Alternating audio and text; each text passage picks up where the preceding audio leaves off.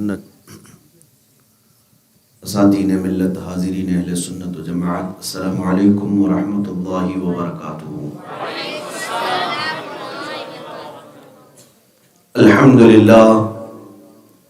الحمدللہ الحنان المنان الذي خلق الانسان وعلمه البيان، والصلاة والسلام على رسوله سيد الانس والجان وعلى آله واصحابه ذوي الخير والإحسان، اما بعد فاعوذ بالله من الشيطان الرجيم، بسم الله الرحمن الرحيم، انہم فتیۃ آمنوا بربہم وزدناہم ہدی، صدق اللہ مولانا العظیم وبلغنا رسولہ النبی الامین المتین المختار الکریم، ونحن على ذلك من الشاہدین والشاکرین والحمد للہ رب العالمین۔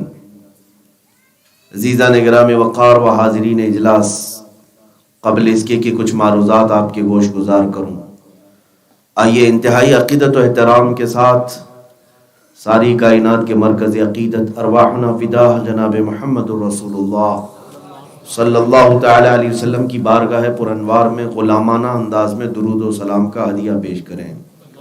اللہم صلی علی سیدنا و مولانا محمد معدن الجود والکرم وآلہ واصحابہ الکرام وابنہ الکریم وبارک وسلم صلاة دائمة سرمدا ابدا۔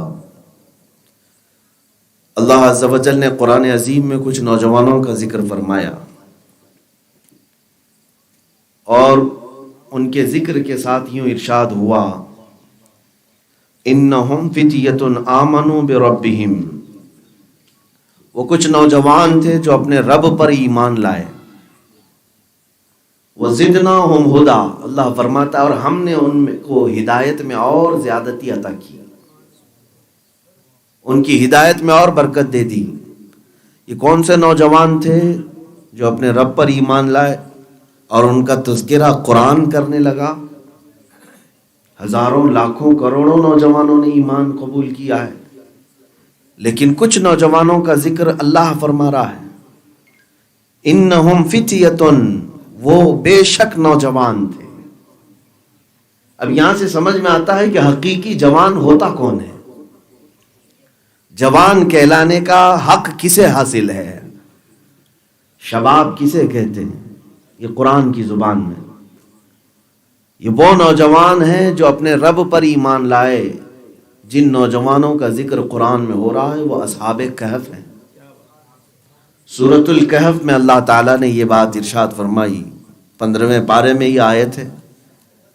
سورہ کہف تو آپ نے سنا ہی ہوگا، بڑی فضیلت اس کی ہے۔ جو جمعہ کے دن اس کی تلاوت کر لے، اگلے جمعہ تک اس کے گھر میں نور سے بھر دیا جائے، اس کے گھر سے لے کر مکہ مکرمہ تک کا جو سفر ہے وہ نور سے بھر دیا جاتا ہے۔ اور جو سورہ کہف کی ابتدائی 10 آیتیں یاد کر لے، اسے دجال کے فتنے سے محفوظ کر دیا جاتا ہے۔ حدیث پاک میں ہے کہ اپنے بچوں کو سورہ کہف کی شروع کی آیتیں یاد کراؤ، تو یہ سورہ کہف ہے۔ کہف کہتے ہیں غار کو، اور یہ کون سے اصحاب کہف ہیں جن کا ذکر قرآن میں آیا ہے؟ میرے عزیزوں، آج ایک بڑی ذمہ داری کی بات جوانوں کے لیے میں عرض کروں گا۔ قرآن سے پہلے سمجھ لیں کہ جوان کہتے کسے ہیں۔ زمانہ ایک ایسا آیا، دقیانوس نام کا بادشاہ، جو شرک اور بت پرستی میں مبتلا تھا۔ حضرت عیسیٰ علیہ السلام کے بعد لوگ جو ہے ایمان چھوڑ کر پھر کفر و شرک کی طرف آ چکے تھے۔ عیسیٰ علیہ السلام کے آسمانوں پر اٹھائے جانے کے 200 سال بعد کا یہ زمانہ ہے تقریباً، یا 150 سال کے بعد کا، کہ لوگ گمراہ ہونے لگے، اور وہ ظالم بادشاہ کرسی پر بیٹھا اور پوری رعایا کو بت پرستی میں مبتلا کر رکھا تھا۔ اور ان لوگوں کا ایک بہت ہی برا عقیدہ تھا کہ بادشاہ کو سجدہ کرتے ہیں۔ تو ظاہر سی بات ہے، کفر و شرک چاہے دنیا میں جتنا بھی پھیلے، طاقت کے زور پر، کرسی کے زور پر، لیکن اللہ اپنے ایمان والے بندوں کو ضرور زمین میں تمکنت عطا فرماتا ہے، قرار عطا کرتا ہے۔ کچھ تو ہوتے ہیں جو ایمان پر قائم ہوتے ہیں۔ یہ دقیانوس ڈکٹیٹر تھا، ظالم بادشاہ تھا، اس کے سامنے کسی کو بولنے کی مجال نہیں تھی۔ اتفاق ایسا کہ اس کے درباریوں میں ہی، اس کے وزیروں میں سے ہی کچھ لوگ ایسے تھے جو اس کے عقائد کو نہیں مانتے تھے۔ ان کا کہنا تھا کہ اللہ ایک ہے، عبادت اسی کو زیب دیتی ہے، ہم سجدہ کریں گے صرف اپنے خالق اور مالک کو۔ تو کچھ اس کے سپاہیوں میں، اس کے وزیروں میں سے، اور کچھ باہر کے، اس طرح کل ملا کر کے 7 یا 8 جو بھی تعداد ہے اصحاب کہف کی، ان کی حقیقی تعداد اللہ ہی کو بہتر معلوم۔ تو یہ 8 نوجوان تھے یا 7 نوجوان تھے جو اپنا ایمان چھپائے ہوئے تھے۔ بادشاہ ظالم تھا اور ان کو اگر ایمان ظاہر ہوتا تو قتل بھی کیا جا سکتا، پھانسی پر چڑھایا جا سکتا تھا، اس لیے کہ اس زمانے میں دقیانوس بادشاہ کے خلاف جو بھی بات کرتا اسے سولی پر چڑھا دیا جاتا، بلکہ جلاد کو حکم دے کر کے فوری طور پر قتل کا حکم ہوتا۔ تو دقیانوس نے یہ ظلم کی داستان رقم کی۔ اس زمانے میں یہ نوجوان ایمان رکھتے تھے۔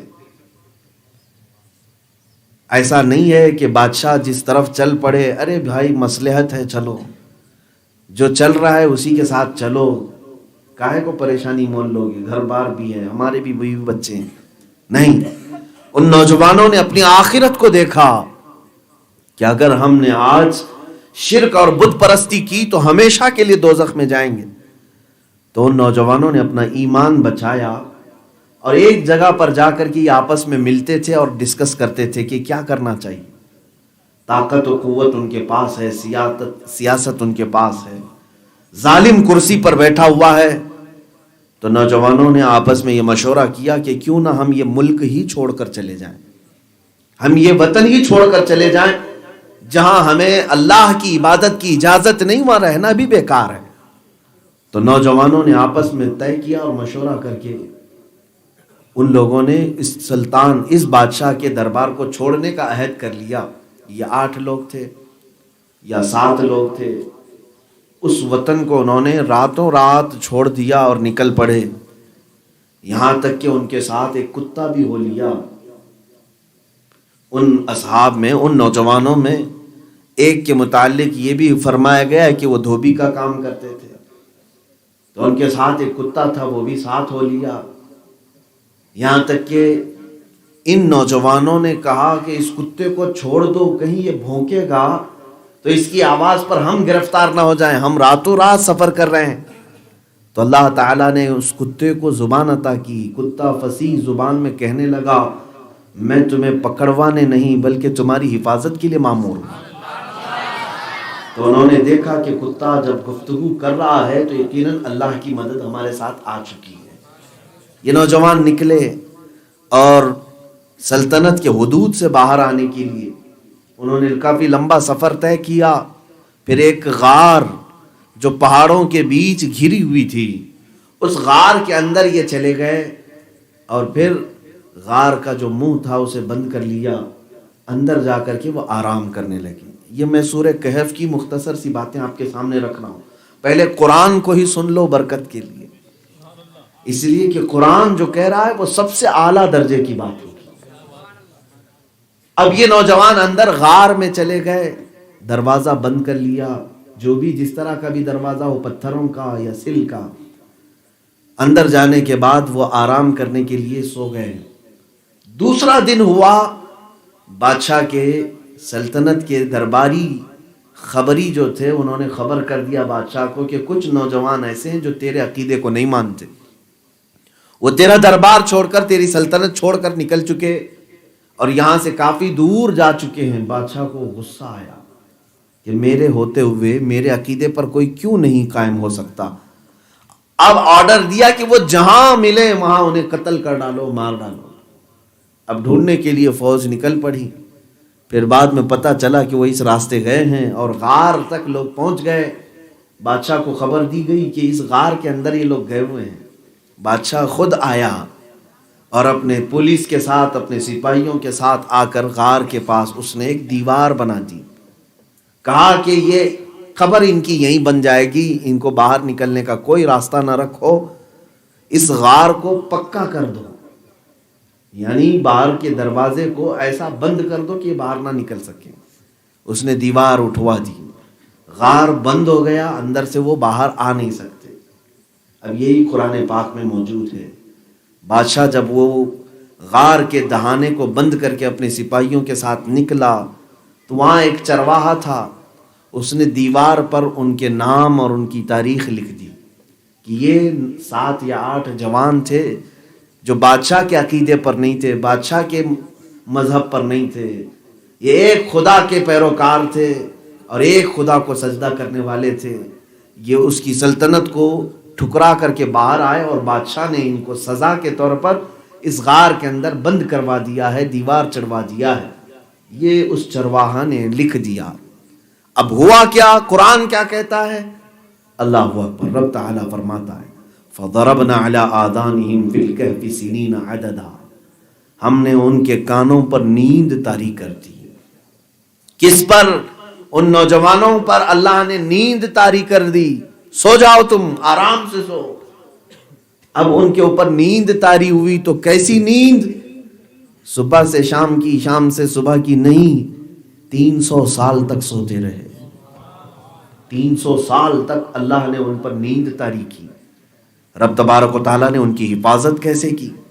اللہ نے قرآن میں خود فرمایا ہے وَتَرَى الشَّمْسَ إِذَا طَلَعَتْ تَزَاوَرُ عَنْ كَهْفِهِمْ ذَاتَ الْيَمِينِ وَإِذَا غَرَبَتْ تَقْرِضُهُمْ ذَاتَ الشِّمَالِ وَهُمْ فِي فَجْوَةٍ مِّنْهُ۔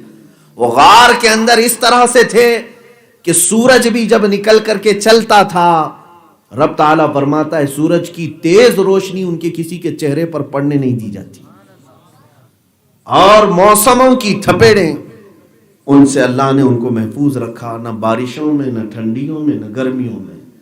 جب اللہ کسی کی حفاظت کرنے پر آ جائے تو پوری دنیا اسے کچھ نہیں کر سکے گی۔ یہ نوجوان سوتے رہے۔ پہلے یہ پورے سورہ کہف کی ان باتوں کو سن لیں، اے جوانوں۔ ثم بعثناہم، اللہ تعالیٰ فرماتا ہے پھر ہم نے ان کو اٹھایا۔ ثم بعثناہم لنعلم ای الحزبین احصیٰ لما لبثوا امدا۔ اللہ تبارک و تعالیٰ فرماتا ہے ہم نے ان کو پھر سے اٹھایا۔ وَكَذَلِكَ بَعَثْنَاهُمْ لِيَتَسَاءَلُوا بَيْنَهُمْ۔ ایک دن ایسا آیا 300 سال کے بعد، اسلامی مہینے جس کو ہم کہتے ہیں قمری مہینے، چاند کے اعتبار سے 309 سال سوتے رہے، 309 سال سوتے رہے۔ قرآن تو کہتا ہے وَلَبِثُوا فِي كَهْفِهِمْ 300 سِنِينَ وَازْدَادُوا 9۔ 309 سال تک یہ سوتے رہے۔ ایک دن اچانک انہیں اٹھایا گیا۔ اب اندازہ کر سکتے ہیں آپ، ارے 4 دن سو کر کے اٹھنے والے کی حالت کیا ہوگی؟ وہ 309 سال سو کر کے اٹھے تھے، ان کے ناخن بڑے ہوئے تھے، بال بڑے ہوئے تھے۔ موت نہیں، نیند کا ذکر ہے قرآن میں، موت نہیں، نیند کا ذکر ہے۔ اب اٹھے تو آپس میں ایک دوسرے کو پوچھنے لگے ہم بہت لمبا سو گئے، کتنا سوئے ہم؟ تو اس میں سے کسی نے کہا لبثنا یومن او بعض یوم، شاید ہم پورا دن سوئے تھے یا آدھا دن سوئے ہیں۔ تو بعض دوسروں نے کہا اگر آدھا دن سوئے ہیں، صبح آئے تھے دوپہر تک سوئے ہیں یا شام تک سوئے ہیں، تو پھر یہ آثار بدلے ہوئے ہمارے جسموں پر کیوں دکھ رہے؟ بال بڑے ہوئے، ناخن بڑے ہوئے۔ تو پھر آپس میں ہی انہوں نے کہا یہ علم تو اللہ ہی بہتر جانے۔ اب اندازہ کرو میرے عزیزو، جب رب کسی کو سلاتا ہے تو اسے وقت کا احساس بھی نہیں ہوتا۔ یا اولیاء کاملین جو اپنی قبروں میں سوئے ہیں، اب 50 سال ہو گئے، 60 سال ہو گئے، یا 600 سال ہو گئے سو کر کے۔ حضرت سیدنا سرور مخدوم رحمت اللہ تعالی علیہ کے آستانے پر ہم ہیں، ان کے کندھار میں 600 سال ہو گئے، اور 600 سال جانے دو قیامت آ جائے، اور 600 نہیں 6000 سال جانے دو قیامت آ جائے۔ جس دن یہ اپنی قبروں سے اٹھتے ہیں تو یہ کہتے ہوئے اٹھتے ہیں کہ اے مولا کتنی جلدی قیامت آئی، کل تو میرے گھر والوں نے مجھے دفن کیا تھا، آج قیامت آ گئی۔ انہیں وقت کا احساس نہیں ہونے دیا جاتا، وہ اپنی قبروں میں آرام کی نیند سوتے ہیں۔ اس کی وجہ بھی میں بتاتا ہوں کیوں وقت کا احساس نہیں ہوتا، توجہ کریں۔ یہ نوجوان 309 سال کے بعد اٹھ کر کے کہہ رہے ہیں، اور جب انہوں نے آثار دیکھے بدلے ہوئے، اب سنیے، وقت 300 سال میں کہاں سے کہاں جا چکا ہوتا ہے، تبدیلیاں کیا کیا ہوتی ہیں، کتنے بادشاہ آئے گئے، کرسیاں گری بچھی، کیا کیا ہو جاتا ہے۔ اب ان کو بھوک کا احساس تھا تو ایک صاحب کو انہوں نے کہا جاؤ دکان سے کچھ کھانے کی چیز لے آؤ، لیکن چھپ کر کے جانا، کسی کو پتہ نہ چلے۔ ارے 309 سال ہو گئے، وہ بادشاہ پتہ نہیں کہاں سڑ گیا، جو دقیانوس بادشاہ تھا جس کے ظلم سے بچنے کے لیے لوگ غار میں آئے تھے، اس کی تو شاید اب ہڈیاں بھی گل چکی ہوں گی، لیکن ان اصحاب کہف کو اس کا احساس نہیں تھا، باہر کی کوئی خبر نہیں دی گئی۔ انہوں نے اپنے آپس میں ایک ساتھی کو بھیجا دکان سے کچھ کھانا لے آؤ، لیکن لوگوں سے بچ بچا کر کے آنا کہ کوئی تم پر آگاہ نہ ہو جائے اور پھر بادشاہ کے پاس خبر کر دی جائے گی، گرفتار ہو جاؤ گے۔ تو اپنے ساتھی کو بھیجا۔ قرآن میں ہے، اللہ تعالیٰ نے سارا واقعہ تفصیل سے بیان فرمایا، فَلْيَتَلَطَّفْ وَلَا يُشْعِرَنَّ بِكُمْ أَحَدًا، نرمی کے ساتھ جانا، کوئی تمہیں احساس نہ کر سکے۔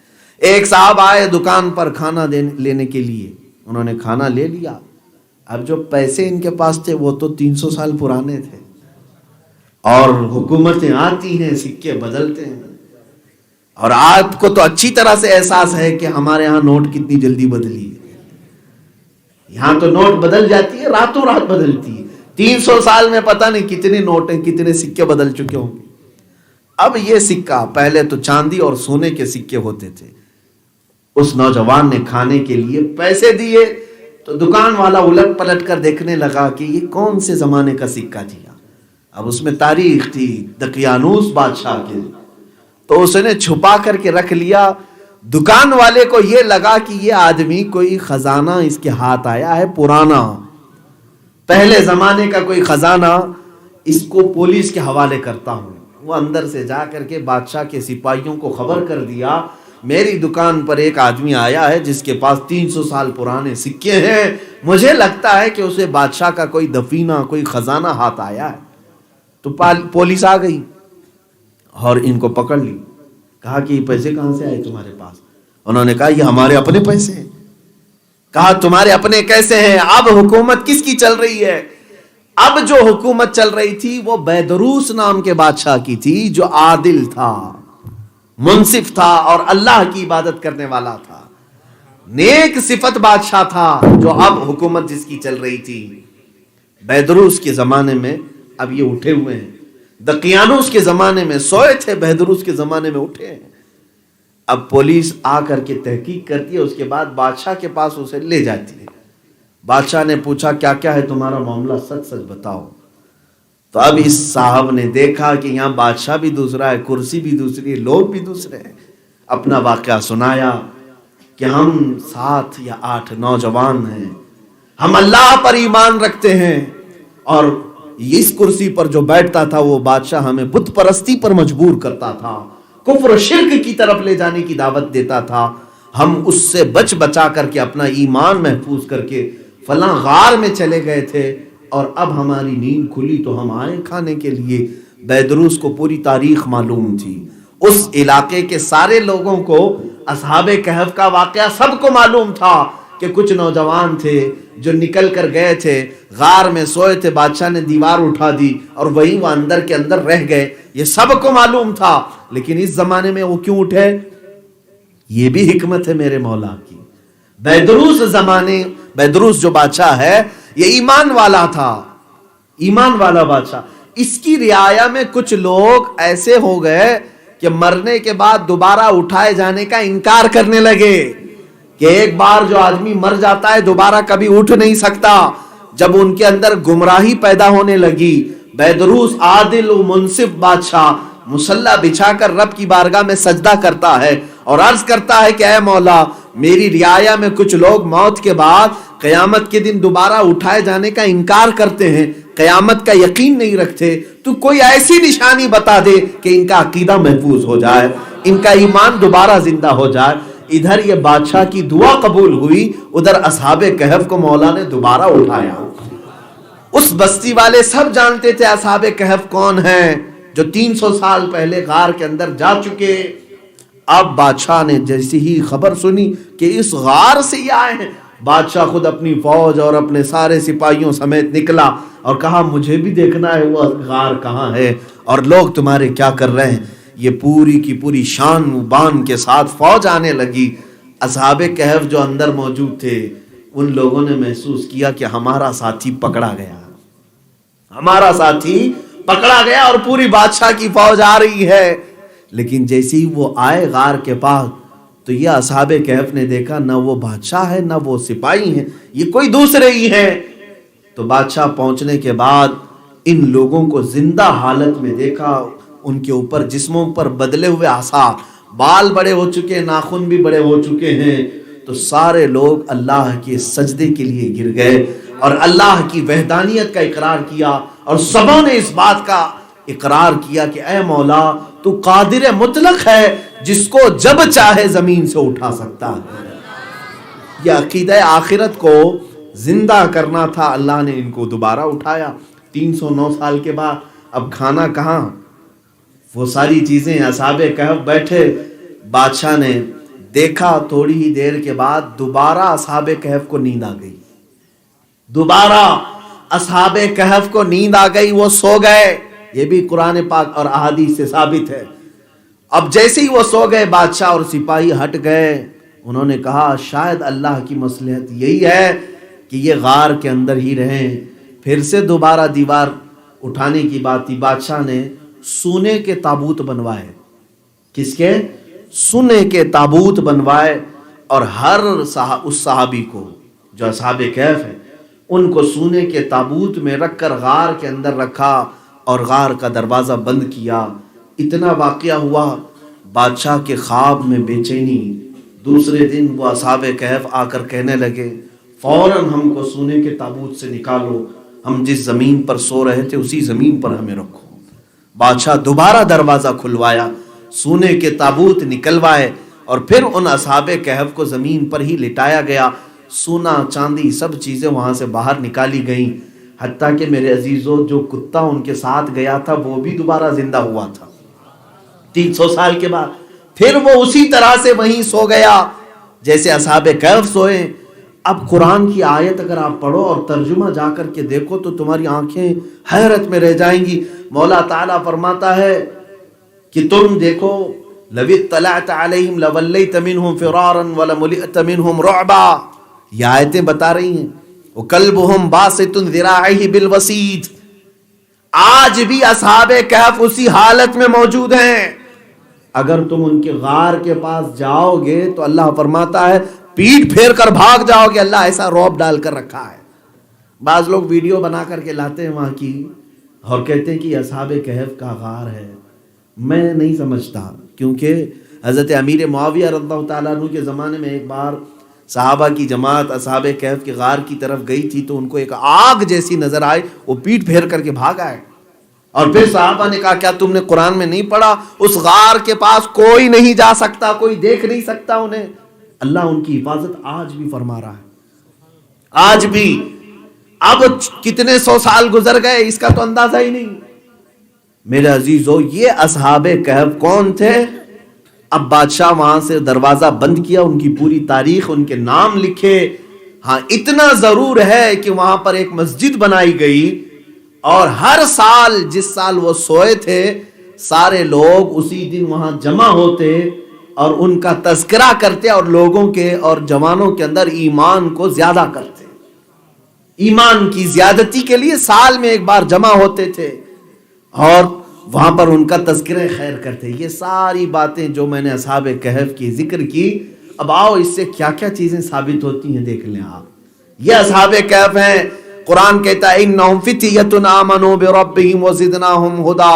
کچھ نوجوان تھے جو اپنے رب پر ایمان لائے اور ہم نے ان کی ہدایت میں زیادتی عطا کی، ہم نے ان کو ایمان میں زیادہ کر دیا. پتہ یہ چلا کہ جوان کہلانے کے لائق وہی ہوتا ہے جو اپنے ایمان کی حفاظت کرتا ہے، وہی جوان ہے. شباب صرف اور صرف بے حیائی کا نام نہیں، اپنے جسم کے اظہار کا نام جوانی نہیں ہے. تم اگر اپنے آپ کو باڈی بلڈر کہو، اپنے جسم کی نمائش کر لو، لیکن اگر ایمان کی حفاظت کرنے کا سلیقہ تمہارے پاس نہیں ہے تو تم نامرد کہلاؤ گے. نوجوان نہیں ہے وہ. نوجوان قرآن کی روشنی میں وہ ہے جس کو قرآن کہتا ہے آمنو بربہم، جو اپنے رب پر ایمان لاتے ہیں، اپنے رب پر یقین رکھتے ہیں. اے نوجوانوں، یہاں سے یہ بات پتہ چلتی ہے کہ جوانی جو دی گئی ہے وہ ایمان کی حفاظت کے لیے دی گئی ہے. جوانی جو دی گئی ہے وہ ظالموں سے ڈرنے کے لیے نہیں. ظالم بادشاہ بھی کیوں نہ آ جائے، اپنے ایمان کی حفاظت کی پہلے فکر کرو، گھر کی حفاظت بعد کی بات ہے. اگر ایمان محفوظ رہا تو آخرت میں جنت ہمیشہ کے لیے محفوظ ہے. اب شاید آپ کے پاس ایسے حالات آ گئے ہوں گے کہ پھر کرسیوں پر ظالم آ گئے ہیں، پھر تخت پر کوئی دقیانوس آیا ہو اور تمہارے چہرے پھیرنے کی کوشش کی جا رہی ہو، تمہاری مسجدیں، تمہاری معبدیں، تمہاری خانقاہیں برباد کر کے تمہیں خوف و ہراس کے ماحول میں لانا چاہتے ہو. ڈرو مت اے جوانوں، اصحاب کہف کو پڑھ لینا. ہم اگر آج جوان ہیں تو جوانی اللہ نے اسی لیے دی ہے کہ ہم اپنے ایمان کی حفاظت کریں گے چاہے کچھ بھی ہو جائے. آج اگر تم اپنے ایمان کی حفاظت کے لیے ان ظالموں سے منہ موڑ لو گے تو پھر دیکھنا جیسے اصحاب کہف کی اللہ حفاظت کر رہا ہے ویسے ہی ان جوانوں کی بھی اللہ حفاظت فرمائے گا. یہ کرسیاں آئیں گی جائیں گی بدلیں گی، اس طرح کے ہزاروں دقیانوس آ کر چلے جائیں گے، لیکن اے جوانوں تم اگر ایمان کی حفاظت کرنے پر لگ گئے تو تمہارے تذکرے صبح قیامت تک بھی جاری رہیں گے. تمہارے تذکرے صبح قیامت تک رہیں گے. جوان وہی ہے جو اپنی جان مال سے زیادہ اپنے ایمان کی حفاظت کی فکر کریں، اپنے ایمان کی حفاظت کی فکر کریں. اب اس اصحاب کہف کے واقعے میں آپ نے کیا کیا سنا. اب تھوڑی سی بات اولیاء کاملین کے آستانوں پر ہم ہیں. یہاں سے یہ بات بھی پتہ چلتی ہے کہ اللہ والے وہ دنیا ترک کر کے جب کسی غار میں بھی آ جائیں تو اللہ تعالیٰ ان کی حفاظت کے لیے سورج کا راستہ تک بدل دیتا ہے. سورج کا راستہ بدل دیا جاتا ہے. قرآن کہہ رہا ہے کہ سورج جاتے ہوئے روشنی کی تیز تھپیڑیں ان کے اوپر نہ لگیں. اللہ اپنے ولیوں کی اس طرح حفاظت کرتا. اور اولیاء کاملین کے متعلق یہ بھی پتہ چلتا ہے میرے عزیزو، حدیث میں یہ بات ملتی ہے کہ جانور جو ہیں، جانور دنیا میں جتنے ہیں قیامت کے دن معدوم کر دیا جائیں گے، ختم، ان کا حساب کتاب نہیں ہے. جنت دوزخ جو کچھ بھی ہے وہ انسانوں کے لیے جنات کے لیے حساب کتاب ہے. جنت انسانوں کے لیے، حساب کتاب انسانوں کے لیے، جانوروں کے لیے نہیں ہے. جانور ختم کر دیے جائیں گے.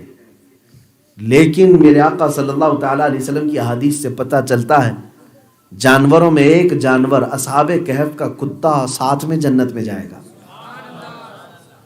جانور جنت میں نہیں جائیں گے لیکن 5 جانوروں کی تخصیص کی گئی ہے.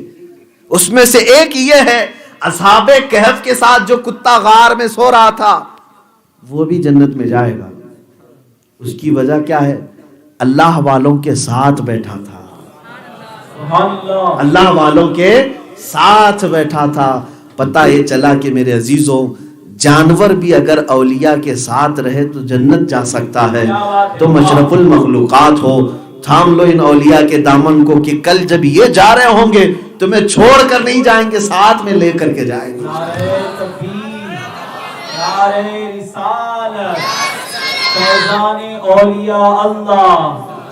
عزیزان گرامی، یہ نسبت کا اثر ہے، نسبت کا اثر ہے، یہ قرآن کہہ رہا ہے. اچھا دوسری بات ایک اور بھی ثابت ہوتی ہے کہ جب اس بادشاہ نے آ کر کے انہیں سونے کے تابوت میں رکھا تو انہوں نے اصحاب کہف نے منع کر دیا کہ نکالو ہمیں سونے کے تابوت سے.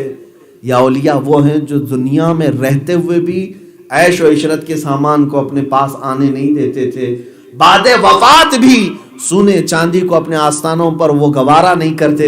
وجہ یہ ہے اللہ نے جو نعمتیں انہیں جنت کی دی ہیں ان کے سامنے سارا سونا چاندی ہیچ ہے، اس کی کوئی حیثیت نہیں. اولیاء کاملین ہمیشہ ترک دنیا کرتے رہے. اور اس کے علاوہ ایک اور بات ثابت ہوتی ہے، اصحاب کہف جب دوبارہ زندہ ہوئے پھر سوئے تو بادشاہ نے اپنے سپاہیوں کو اعلان کر دیا یہ دن یاد رکھ لینا، آج ان کو دوبارہ نیند لگی، اس دن سال میں ایک بار پھر سب جمع ہوں گے. وہاں مسجد بنائی گئی اور آ کر کے ان کا تذکرہ کریں گے اور جوانوں کو بتائیں گے کہ ایمان ہوتا کیا ہے. تو اس سے پتا چلا قرآن سے ثابت ہے اولیاء کا عرس کیسے منایا جاتا ہے۔ اولیاء کے عرس میں تو ہم اسی لیے تو جمع ہوتے ہیں، یہ جس دن انتقال کر گئے، جس دن سوئے ہیں، تاریخ یاد رکھ لیتے ہیں ہم۔ بادشاہ بیدروس نے کیا کیا کہ جس دن یہ سو گئے اصحاب کہف، تاریخ یاد رکھ لو، اے میرے ملک کی رعایا، اس دن سب جمع ہونا اور ان کے تذکرے کرنا اور اپنے جوانوں کو بتانا ایمان کیا ہوتا ہے۔ ارے اسی بیدروس کی سنت کو تو اہل سنت و جماعت عمل کر رہے ہیں۔ ہم اپنے اولیاء کے سونے کے دن کو یاد کر لیتے ہیں کہ ان کی تاریخ وصال یہ ہے، فلاں کی تاریخ وصال فلاں ہے۔ ہم 6 رجب کو پھر اجمیر میں جمع ہوتے ہیں، اس لیے کہ یہ ایک اللہ کا ولی اسی دن یہاں سویا تھا۔ سارے جوانوں کو جمع کر کے ہونا یہی چاہیے کہ ان اولیاء کے ترک دنیا، ان کے زہد و تقوی کو آنے والوں کو بتایا جائے۔ اگرچہ آج عرسوں کی شکل بگڑ گئی ہو، آج اگرچہ کچھ لوگ عرسوں کو بگاڑنے کی کوشش کر رہے ہوں، میں اس کا قائل نہیں ہوں۔ اہل سنت و جماعت جو عرس مناتے ہیں وہ صرف اس لیے مناتے ہیں کہ ان اولیاء کی تعلیمات کو ہم اپنے جوانوں میں پھر زندہ کریں، ان کے ایمان کو پھر سے ہم جلا بخشیں، نوجوانوں کے دلوں کے اندر تقوی و طہارت کی تعلیمات دی جا سکے۔ اس لیے ہم عرس مناتے، ڈھول بازوں کے لیے نہیں، ناچ گانوں کے لیے نہیں۔ اگر ان میں یہ سب چیزیں شامل کر لی گئی ہیں تو یہ خرافات کے بانی اور موجد وہ لوگ ہیں جنہوں نے شروع کیا۔ ہم تو پاکیزہ عرس کے قائل ہیں، پاکیزہ عرس کے قائل ہیں۔ عرس اولیاء کا ایسا ہو کہ اس میں جانے والے کا دل دھو دیا جائے، پاک ہو کر کے وہ وہاں سے نکلے۔ عزیزان گرامی، یہ اصحاب کہف تھے۔ جوان اصل میں یہی ہیں جنہوں نے اپنے ایمان کی حفاظت کی۔ مجھے یہی حکم ہوا تھا کہ دور پرفتن میں نوجوانوں کی ذمہ داری کیا ہے۔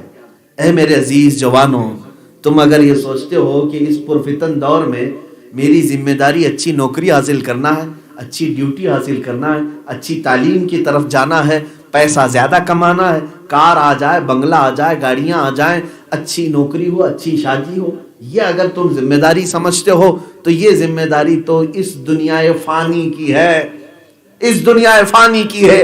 اصل ذمہ داری جو تمہارے کندھوں پر ہے وہ دین اسلام کی حفاظت کی ذمہ داری ہے، ناموس رسالت کی حفاظت کی ذمہ داری ہے۔ اے نوجوانوں، یاد رکھو قیامت کے دن میرے آقا صلی اللہ تعالی علیہ وسلم ارشاد فرماتے ہیں، لا تزول قدما ابن آدم حتی یسأل عن خمس۔ حضور پاک صلی اللہ علیہ وسلم فرماتے ہیں قیامت کے میدان سے اس وقت تک کسی کے قدم ہٹائے نہیں جا سکیں گے جب تک 5 سوالوں کے وہ جواب نہیں دے دیتا۔ 5 سوالوں کے جواب جب تک نہیں دو گے، ابن آدم میں سے کوئی بھی میدان قیامت چھوڑ نہیں سکے گا، جنت کی طرف جا نہیں سکے گا۔ یہ حدیث ہے، حضور پاک صلی اللہ علیہ وسلم نے فرمایا۔ اس میں سے سب سے پہلا سوال کیا ہوگا؟ اللہ اکبر، میرے آقا فرماتے ہیں سب سے پہلا سوال رب تعالیٰ فرمائے گا، میں نے تجھے جوانی دی تھی، کہاں خرچہ کیا؟ میں نے تجھے جوانی دی تھی، تو نے کہاں کہاں خرچہ کیا، حساب دے دے۔ اب بزرگان دین فرماتے ہیں جوانی کا حساب دیتے دیتے کچھ لوگوں کو 300 سال گزر جائیں گے، 300 سال، کسی کو 200 سال۔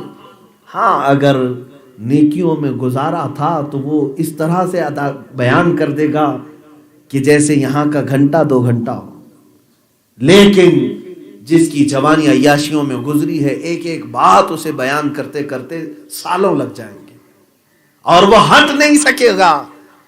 آپ کیا سمجھتے ہیں یہ جو نامہ اعمال کے بارے میں آپ سنتے رہتے، نامہ اعمال ہمارے سیدھے ہاتھ میں دے دے، کیا ہے یہ نامہ اعمال؟ 4 پیج کی کتاب نہیں ہے۔ قرآن کہتا ہے جب تمہارے ہاتھوں میں نامہ اعمال دیا جائے گا، سامنے لایا جائے گا، نوجوان اس وقت پکاریں گے ما لہذا الکتاب لا یغادر صغیرۃ ولا کبیرۃ الا احصاها، اے اللہ یہ کیسی کتاب میرے سامنے تو لایا ہے کہ اس میں کوئی چھوٹی چیز بھی نہیں چھوڑا نہ بڑی چیز چھوڑا، سب لکھ دیا ہے۔ جو رات میں کرتا تھا وہ بھی، جو دن میں کرتا تھا وہ بھی، جو مجمع میں کرتا تھا وہ بھی، جو تنہائی میں کرتا تھا وہ بھی، سب لکھ دیا گیا ہے۔ اور رب تعالیٰ کا حکم ہوگا پڑھ کر کے سنا۔ کتنی کتابیں ہوں گی وہ؟ ایک کتاب 2 کتاب جو تم پکڑو گے، بلکہ حدیث میں ہے جہاں تک تمہاری نظر جا رہی ہوگی تمہاری کتابیں دکھیں گی۔ یہ نامہ اعمال ہے۔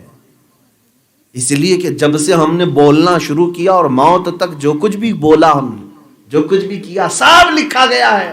ارے میں 1 گھنٹہ تقریر کروں گا، میری تقریر کو لکھ کر کے دیکھ لینا، یہی پتہ نہیں کتنے پیج پر آ جائے گی۔ اور جو ہم پوری زندگی بات کیے ہیں لوگوں سے، یہ سب جو فرشتوں نے لکھا ہے وہ پتہ نہیں کتنی کتابوں میں آ جائے، کتنی کتابوں میں۔ اور فرمایا جائے گا کہ جب تک پورا نہ سنا لے تیرے بارے میں ابھی تک حکم نہیں آئے گا۔ اب مثال کے طور پر آپ سوچ رہے 300 سال کیسے لگیں گے؟ ہاں لگیں گے۔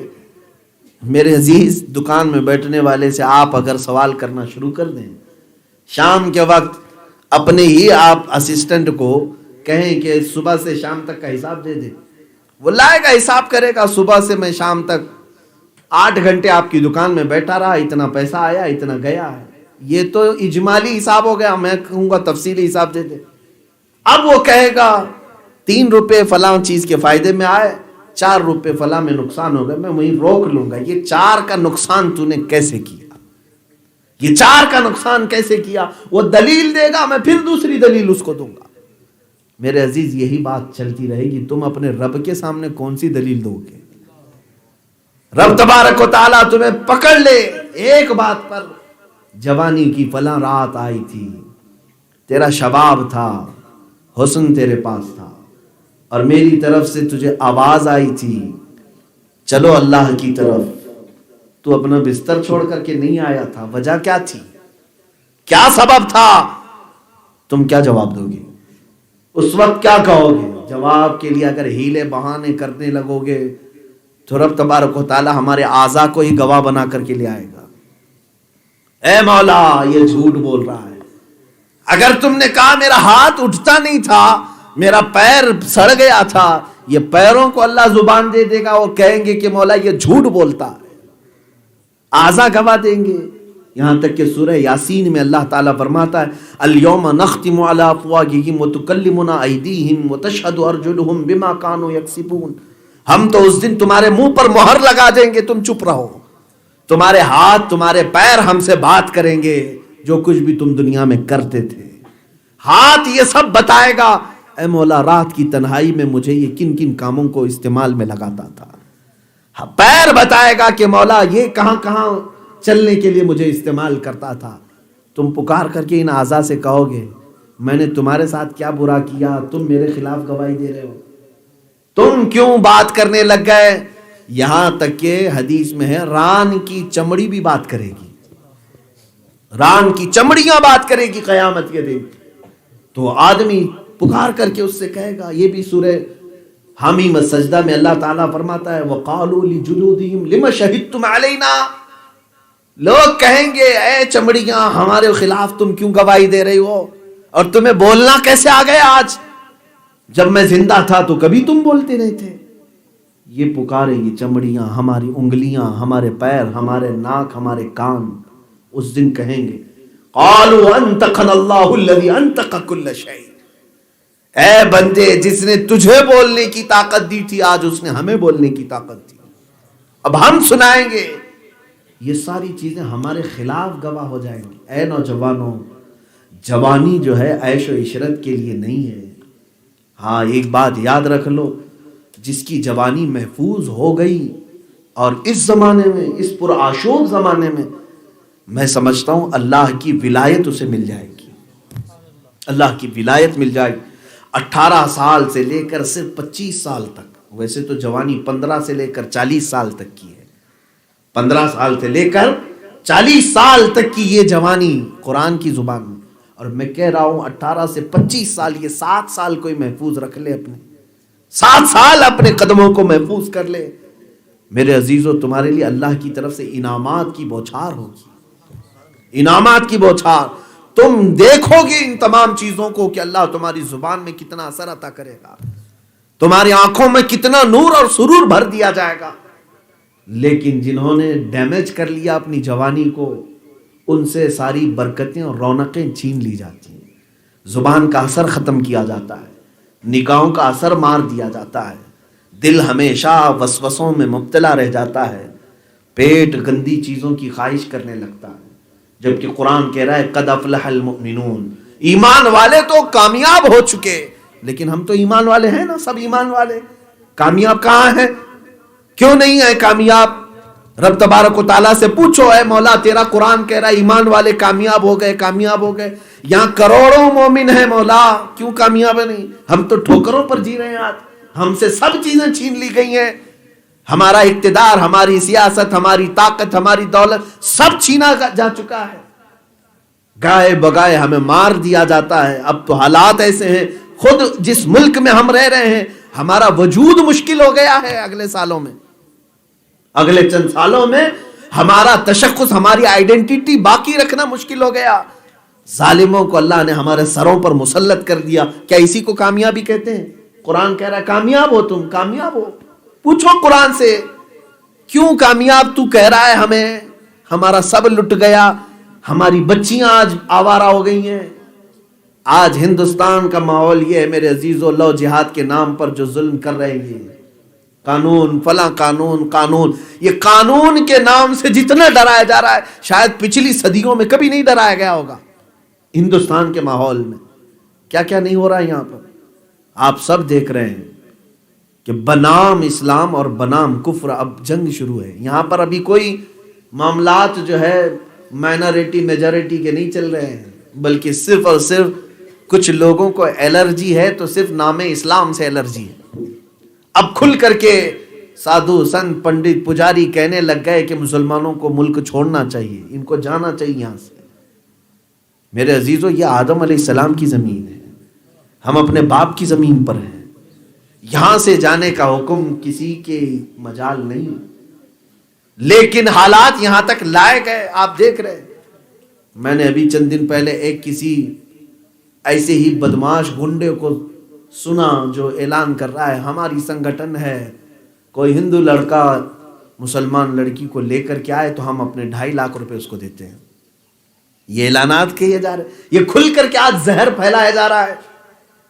ہم تو پہلے سے یہاں پر امن و امان کے ساتھ رہتے آئے ہیں، میاں 700 سال مسلمانوں نے یہاں حکومت کی، لیکن ایسا نہیں ہے کہ مندروں کو توڑ دیا، ختم کر دیا، نہیں، باقی رکھا گیا ہے۔ اگر سب توڑ دیا جاتا تو کوئی چیز باقی نہیں رہتی۔ 700 سال میں تم 5 سال میں اتنا نشہ کر رہے ہو۔ اسلام اس بات کی اجازت نہیں دیتا کہ دوسری جو قومیں آباد ہیں ان کے ساتھ ظلم و زیادتی کا معاملہ نہیں کیا جائے گا، لیکن ابھی جو حالات ہیں، میں آپ سے گفتگو کر رہا ہوں، زہر بھر دیا گیا۔ جو سیکولر قسم کے لوگ تھے، جو نیوٹرل تھے، وہ بھی آج زہریلے ہو گئے، داڑھی سے الرجی، ٹوپی سے الرجی۔ اب یہ تمام حالات کے بعد میں پوچھتا ہوں، قرآن پھر بھی کہہ رہا تم کامیاب ہو، یہ مسئلہ کیسے سمجھیں گے ہم؟ تو اے نوجوانوں، تم خود پوچھو قرآن سے، قرآن تو کہہ رہا ہے کامیاب ہے، کامیاب ہے، کہاں ہے کامیاب؟ وَلَا تَهِنُوا وَلَا تَحْزَنُوا وَأَنْتُمُ الْأَعْلَوْنَ إِن كُنتُم مُؤْمِنِينَ۔ تم گھبراؤ مت، پریشان مت ہو، تم ہی سر بلند ہو، تم ہی فخر کے ساتھ، تم ہی سب سے زیادہ سرفراز ہو، بلند و بالا ہو۔ قرآن تو یہ دعوے کر رہا ہے۔ کیا تم میں سے کوئی یہ سوچ سکے گا کہ قرآن جھوٹی بات کہہ سکتا ہے؟ ایک جملہ تو دور کی بات، ایک نقطہ بھی اس میں جھوٹ نہیں ہوگا۔ لا ریب فیہ، یہ وہ کتاب ہے جس میں شک کی گنجائش نہیں۔ لیکن اب یہ گتھی سلجھائیں کہ کیوں ہم کامیاب کہہ رہا ہے قرآن، کیوں ہمیں کامیاب کہہ رہا ہے؟ جواب آئے گا قرآن کا۔ قرآن کہے گا اے نوجوان، یقیناً میں دعویٰ کر رہا ہوں کہ کامیاب ہو، لیکن شرط ہے کہ تیرے سینے میں ایمان ہو۔ تو ایمان پر آ کر کے تو دکھا، تیرے اندر ابھی ایمان کے وہ جذبے ہی نہیں آئے۔ اب میں نے پوچھا ایمان نہیں ہے میرے پاس، میں تو مسلمان ہوں، ہمارا نام احمد ہے، محمد ہے، عبداللہ ہے، زید ہے، خالد ہے، فلاں، ہم تو مومن ہیں، ٹوپی بھی ہے، داڑھی بھی ہے، کرتا بھی ہے، پیجامہ بھی ہے، اب ایمان نہیں ہے ہمارے پاس۔ ہاں، اب حدیث میں تمہیں پوچھا جائے گا۔ اب ہم نے پوچھا رسول پاک سے، قرآن کہہ رہا ہے ایمان ہے تو ہم کامیاب ہیں، آقا آپ بتائیں ایمان کسے کہتے ہیں؟ ایمان کسے کہتے ہیں؟ تب میرے آقا فرماتے ہیں لا یؤمن احدکم حتی اکون احب الیہ من والدہ وولدہ والناس اجمعین۔ تم میں اس وقت تک کوئی مومن نہیں ہو سکتا جب تک کہ وہ مجھ سے اپنے والدین، اپنے بچے اور تمام انسانوں سے زیادہ پیار کرنے نہ لگ جائے۔ جب تک رسول اس کے نزدیک سب سے زیادہ محبوب نہ ہو، اس وقت تک کوئی کامل مومن نہیں ہو سکتا۔ اب یہاں آ کر کے ہمیں پوچھنا پڑے گا اپنے سینے سے، اپنے دل سے، اے نوجوان، کیا تو اپنے رسول سے ویسی محبت کرتا ہے؟ کیا تو اپنے بھائی بہن بیٹے ماں باپ سارے انسانوں سے زیادہ اپنے رسول کو چاہتا ہے؟ ہو سکتا ہے تمہاری زبان کہہ دے کہ ہاں میں چاہتا ہوں، لیکن تمہارا دل جھٹلائے گا، نہیں تو نہیں چاہتا اپنے رسول سے، تو کسی اور کے چہرے کو پسند کرتا ہے۔ اگر تجھے رسول سے عشق ہوتا تو تیرا چہرہ ہی بتا رہا ہوتا، اگر تجھے رسول سے محبت ہوتی تو تیرے اعمال ہی بتا رہے ہوتے۔ نہیں میرے عزیز، تو کسی اور کا دل دادا ہے، زبان کچھ اور کہہ رہی ہے، عمل کچھ اور کہہ رہا ہے۔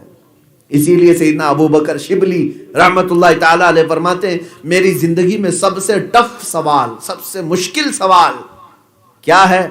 اگر کسی نے پوچھ لیا کہ آپ رسول اللہ سے محبت کرتے ہیں، میں آپ سے پوچھ رہا ہوں، آپ جواب میں کیا کہیں گے؟ ظاہر سی بات ہے ہاں کہیں گے۔ حضرت ابو بکر شبلی فرماتے ہیں، میری زندگی کا سب سے مشکل سوال ہے، اگر نہ کہہ دوں تو ایمان ہی چلا جائے گا، اگر نہیں کہہ دیا محبت نہیں کرتا تو ایمان ہی ختم ہو جائے گا، اور اگر ہاں کہوں تو جھوٹا پڑ جاتا ہوں، کہ دل ملامت کرنے لگتا ہے، تو کہاں اور تیرے رسول کہاں؟ تو کیسی محبت کی بات کر رہا ہے؟ یہاں نوجوان تو وہ ہیں جو 4 دن کے عشق و محبت میں کسی لڑکی کے فدا ہوتے ہیں تو اپنے جسم کو بدل لیتے ہیں۔ اگر محبوبہ نے کہہ دیا کہ تیرے اوپر بلیک اچھا لگتا ہے، سارا بلیک کر لیتا ہے۔ اگر محبوبہ نے کہہ دیا کہ تیرے بال ایسے اچھے لگتے ہیں، وہ بالوں کو تبدیل کر لیا۔ اس کو جو فیوریٹ کلر ہے وہ تمہیں بھی فیوریٹ ہے۔ یہ دنیاوی مجازی عشق میں جو جوان اپنے آپ کو بدل لیتا ہے، میں پوچھتا ہوں اے جوانوں، اپنے رسول کے لیے تم نے اب تک کیا بدلا ہے؟ اب تک اپنے آپ میں کیا چینج کیا؟ مجھے بتاؤ۔ یہی تو آ کر کے ہم پھنس جاتے ہیں۔ قرآن سچ کہہ رہا ہے، آج بھی کامیاب ہم ہی ہیں، لیکن ایمان تو ہو۔ جس کو اقبال نے بہت اچھے انداز میں کہا، اللہ نے یہ تمہارے ساتھ وعدہ کیا ہے، اے جوان تو تخت و تاج کی بات کرتا ہے، ہاں تو پارلیمنٹ کی بات کرتا ہے، کرسی کی بات کرتا ہے کہ یہ میرے پاس نہیں، فلاں میرے پاس نہیں، یہ سب چھوڑ۔ اللہ فرماتا ہے تجھے کیا دوں گا وہ سن، کی محمد سے وفا تو نے تو ہم تیرے ہیں۔ رب تعالیٰ فرماتا ہے کی محمد سے وفا تو نے تو ہم تیرے ہیں۔ یہ جہاں چیز ہے کیا، لوح و قلم تیرے ہیں۔ یہ نوجوان کے لیے اللہ کا وعدہ ہے، تو وفا تو کر اپنے رسول سے، پھر تقدیر تیرے حساب سے لکھ دی جائے، تیری دعاؤں کے مطابق، تیری خواہشات کے مطابق۔ یعنی تقدیر معلق بعض مومنین کے دعاؤں سے بدل دی جاتی ہے۔ عزیزان گرامی، اسی لیے کہا خودی کو کر بلند اتنا کہ ہر تقدیر سے پہلے خدا بندے سے خود پوچھے بتا تیری رضا کیا ہے۔ یہ وہ نوجوان ہیں جو وفا کرتے ہیں اپنے رسول سے۔ اب وفادار جوانوں کی تھوڑی سی مثالیں تمہارے سامنے رکھ دوں۔ وفادار ہوتے کون ہیں؟ جو اپنا سب کچھ نبی کے نام پر فدا کر دیں۔ حضرت انس بن نذیر رضی اللہ تعالیٰ عنہ ایک صحابی ہیں، انس بن نذیر۔ محبت رسول ہوتی کیا ہے؟ اور نوجوانوں کے اندر آج میں یہی سمجھتا ہوں، اے جوانوں، تمہارے اندر وہ ایمان آ جائے اپنے رسول پر مر مٹنا اور ان کے ناموس اور ان کی عزت کی حفاظت کرنا، تو سمجھ لو اللہ ساری چیزوں کی خود حفاظت کرے گا۔ تمہاری مسجدیں محفوظ ہو جائیں گی، سب چیزیں محفوظ ہو جائیں گی، صرف تم ناموس رسالت کے لیے کھڑے ہو جاؤ، بس تم اپنے نبی کی عظمت کے لیے کھڑے ہو جاؤ، کیونکہ اللہ رب العزت نے اپنے رسول کو تمہارے درمیان بھیجا۔ کبھی سوچا تم نے؟ اللہ تعالیٰ کی مخلوقات میں ہزاروں مخلوقات ہیں، ہزاروں عالم ہیں، وہ ہر عالم کی رحمت ہے، کسی عالم میں رہ جاتے؟ میرے آقا ہر عالم کی رحمت ہے، فرشتوں کی بھی رحمت ہے، ملائے اعلیٰ کے لیے بھی رحمت ہے، جنات کے لیے بھی رحمت ہے۔ رسول ہمارے محمد صلی اللہ تعالیٰ علیہ وسلم وہ ہر عالم کی رحمت ہے، کسی عالم میں رہ جاتے؟ یہ ان کی مہربانی ہے کہ یہ عالم پسند آیا، ہمارے درمیان اللہ نے انہیں اتارا، مبعوث فرمایا۔ تو اب تم سے ہی یہ ساری چیزیں سوال بھی کرے گا رب تعالیٰ کہ میں اپنے سب سے محبوب رسول کو تمہارے درمیان اتارا، تو تم نے میرے رسول کا کیا خیال کیا؟ تم نے میرے رسول کے ناموس کی کہاں کہاں حفاظت کی؟ اے میرے عزیزو، آج نوجوانوں نے ہلکے میں لینا شروع کر دیا. آج تمہیں معلوم ہے سوشل میڈیا کا دور ہے، سوشل میڈیا کا دور، فیس بک، انسٹا، واٹس ایپ، اس میں تو پورے مگن رہتے ہیں سارے لوگ. آپ کو خبر ہے آج کے اسی پرفتن دور میں ہندوستان کی بات کر رہا ہوں، اللہ کی پناہ میرا کلیجہ منہ کو آتا ہے بولتے بولتے، کبھی ڈر بھی لگتا ہے. 25,000 پوسٹ ہمارے جوانوں نے ایسی نکالی جس میں گندی گالیاں میرے نبی کی شان میں دی گئی ہیں. پہلے تو ایک کوئی گستاخی کرتا تو سب تل ملاتے تھے، سب کھڑے ہو جاتے تھے. ہم برداشت نہیں کرتے اپنے نبی کی شان میں کوئی بات. میں ایک دو کی بات نہیں کر رہا ہوں، 25,000 پوسٹ پڑی ہوئی ہیں. خود میں آپ کو بتاؤں 100 کے قریب نوجوانوں کی ہم نے ایک ٹیم بنائی جو اس پر ایکشن لے، سائبر کرائم میں کمپلینٹ کرے. نوجوانوں نے کرنا شروع کیا، اور جو سوشل میڈیا کی ویب سائٹس ہیں، فیس بک کو رپورٹ کیا، انسٹاگرام کو رپورٹ کیا کہ میرے نبی کی شان میں یہ بہت بھدی اور گندی بات کر رہا ہے. یہاں تک کہ جانوروں کے ساتھ میرے نبی صلی اللہ تعالی علیہ وسلم کے خاکے بنا کر لوگوں نے پوسٹ کیے سوشل میڈیا پر. ہم نے پوسٹ کیا، جانتے ہیں رپلے کیا آتا ہے؟ انسٹاگرام سے، فیس بک سے رپلے آتا ہے کہ یہ ہماری کمیونٹی گائیڈنس کے اگینسٹ نہیں ہے، یہ فریڈم آف ایکسپریشن ہے، کوئی بھی اپنے اظہار کر سکتا ہے. میرے نبی کو گالیاں دینا آج دنیا کہہ رہی ہے فریڈم آف ایکسپریشن ہے، اپنے اظہار رائے کی آزادی اس کو کہہ رہے ہیں. ہے میرے عزیزو، ہم کون سی دنیا میں آج آ گئے، اسی لیے ہمارا سب چھن جائے گا. امام غزالی کی وہ بات مجھے یاد آتی ہے، جس زمانے میں رسول پاک کی شان میں گالیاں دی جانے لگے اور امت خاموش رہے تو وہ انتظار کرے چند دنوں کے بعد ان کی ماں اور بہنوں کو سڑکوں پر لا کر نیلام کیا جائے گا، یہ کچھ نہیں کر سکیں گے. ان کے بچوں کے چھیتڑے اڑا دیے جائیں گے، یہ کچھ نہیں کر سکیں گے. شاید وہ دن دیکھنے پڑ جائیں گے آپ کو، ہمیں بھی. وہ دن لا رہے ہیں کفار و مشرکین، ہمارے سامنے مسجدوں کے مینار اتارے جا رہے ہیں، کچھ نہیں کر سکے گے. کچھ کر سکتے ہو؟ ہم کروڑوں کی تعداد میں ہیں. میرے عزیزو، وہ دن آنے والا ہے. کیوں؟ سزا کے طور پر آئے گا وہ دن کہ ہم آج اپنے حبیب کی عزت کو ہلکے میں لینے لگ گئے. نارمل سمجھتے ہیں ہم ناموس رسالت کو. اپنی عزت کی بات آئے، ارے 1 انچ زمین کسی پڑوسی نے لے لیا 10 سال کیس کرتے ہیں، ہائی کورٹ تک چلے جاتے ہیں، اپنے بھائیوں کو معاف نہیں کرتے 1 انچ زمین کے لیے. 4 فٹ زمین کوئی اندر آ گیا تو اس کے لیے کتنے کیس ہوتے ہیں، پنچایتیں بٹھائی جاتی ہیں. ہے نوجوانوں، کیا اپنے حبیب پاک کی شان میں گالیاں سن کر کبھی تم بھی قانونی کارروائی کرنے کی خواہش کی ہے؟ نہیں کرتے. ہم ہزاروں کی تعداد میں سوچتے ہیں وہ ہوتا رہتا ہے، جاتا رہتا ہے. تو پھر یاد رکھو قرآن کہہ رہا ہے ان تصیبہم فتنہ او یصیبہم عذاب علیم، ان قریب اللہ تمہیں فتنے میں مبتلا کرے گا یا دردناک عذاب میں گرفتار کرے گا. کیوں؟ میرے نبی کو تم نے ہلکے میں لیا. ہے نوجوانوں، آؤ اس رسول کی عظمت پر، صحابہ جو مر مٹتے تھے، اللہ اللہ، ان کی مثال صبح قیامت تک نہیں ملے گی. جو جوانی انہوں نے وارفتہ طور پر حضور پاک کی عزت اور ناموس پر فدا کر دی، اس کی ایک جھلک بھی نہیں مل پاتی. انس بن نزیر کی بات کر رہا تھا. حضور اکرم صلی اللہ تعالی علیہ وسلم مسجد قباء میں ہیں. ایک خط آ گیا مکہ سے، ایک صاحب آئے اور انہوں نے کہا یا رسول اللہ صلی اللہ تعالی علیہ وسلم، خفیہ باتیں ہیں مکہ والوں کی، اس میں آپ قبول فرما لیں لیکن کسی کو ظاہر ہونے نہ دیں. جو صاحب آئے تھے انہوں نے خط پہنچایا، میرے آقا کے پاس چلے گئے. حضور کے پاس، حضور کے قریب صحابی انس بن نزیر تھے. انس بن نزیر کا گھر قریب میں تھا. حضور ان کے گھر میں چلے گئے، کہا انس آؤ ادھر سامنے آؤ، خط کھولو، سناؤ کیا لکھا ہے. انہوں نے پڑھا، اس میں تو مکہ سے کسی صحابی نے یہ خط بھیجا تھا، یا رسول اللہ صلی اللہ تعالی علیہ وسلم، مکہ والے مدینے پر حملے کی تیاریاں کر رہے ہیں، فلاں فلاں جگہ میٹنگیں لے رہے ہیں، اتنا ہتھیار جمع کیے ہیں، اتنا سامان ہے، ان کے پلاننگ یہ ہے. جنگوں کی ساری خبریں اس خط میں تھی. قبل از وقت حضور کو اطلاع ہو گئی مکہ سے. حضور نے کہا خط بند کر، اے انس بن نزیر، یہ راز میرے اور تمہارے درمیان ہے، کسی کو پتہ نہیں چلنا چاہیے، کسی کو معلوم نہ ہو. اللہ کے نبی صلی اللہ علیہ وسلم نے اتنا فرمایا. انس بن نزیر نے گردن جھکا لی. آقا یہ راز میری جان نکلنے تک محفوظ رہے گا۔ نکلے گھر سے باہر، اسی اثنا میں حضرت انس بن نزیر کی بیوی اندر تھیں، وہ آئیں، انس بن نزیر کو پکڑ لیا اور کہا اے انس، رسول پاک سے کیا بات کر رہے تھے؟ کیا بات کر رہے تھے مجھے بھی بتاؤ۔ انس بن نزیر نے کہا تجھے کیا فرق پڑتا ہے میں رسول سے کیا بات کر رہا ہوں، تو اپنے گھر کے کام دیکھ، ان باتوں میں نہ آ۔ حضرت انس نے ٹال دیا تو بیوی نے کہا اے انس، میں نے اندر سے سن لیا، میں نے اندر سے سن لیا کہ مکہ سے خط آیا ہے رسول پاک کے نام پر، اور تم پڑھ کر کے جو سنا رہے تھے۔